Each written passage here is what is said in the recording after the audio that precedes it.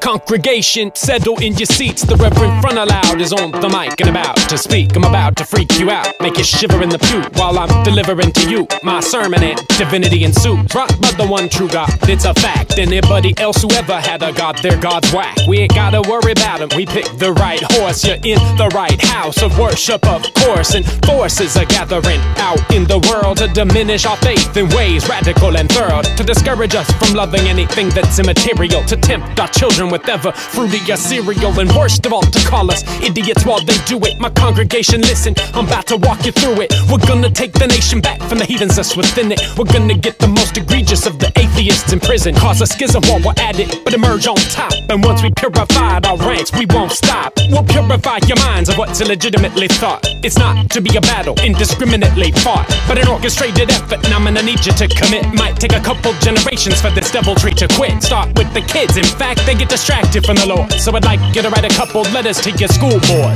Do you really believe we were nothing but the monkeys swinging up in the trees? Don't it seem a little likelier that Adam and Eve did a lot of humping and that was the origin of the species? Do you really believe we were nothing but the monkeys swinging up in the trees? Don't it seem a little likelier that Adam and Eve did a lot of humping and that was the origin of the species?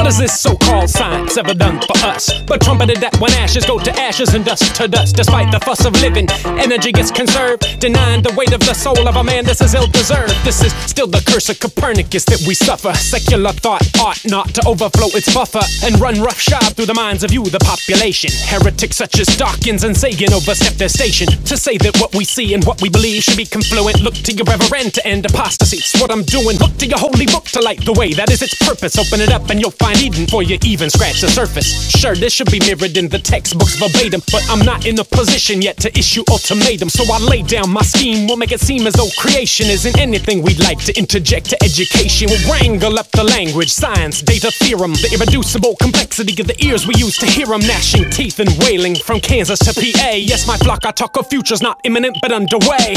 Already established an institute for discovery. Discovered that Darwin is dead with outlook grim for recovery. School moms will soon say that he burns in a fiery sea. Think how much like paradise that's gonna be. Do you really believe we were nothing but the monkeys swinging up in the trees? Don't it seem a little like